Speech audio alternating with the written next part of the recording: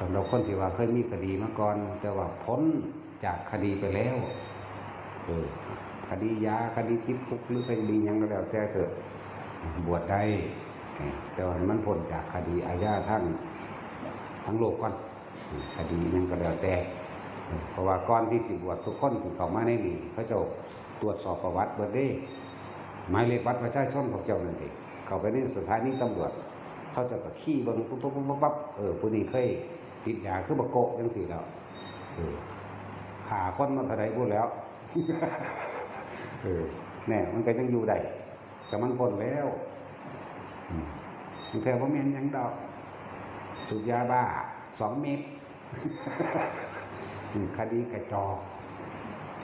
เนาะนี่สั่นแหละ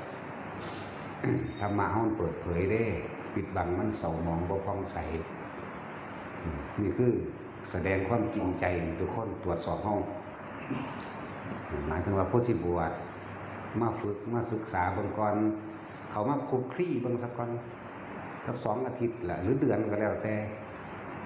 มั่นใจเลยว่ากูเนี่ยบวชเหมือนว่าล่ะถ้าพอมั่นใจกับไปมันเสียเวลาเนาะมีอะไรทั้งว่าให้มันศึกษาโดยตนเองอย่าเชื่อเพราะการได้ยินได้ฟังสืบต่อกันมาเขาต้องมาพิสูจน์โดยตัวเขาเองอย่าตัดสินยืนยันใดๆทั้งสิ้นจากบุคคลผู้อื่น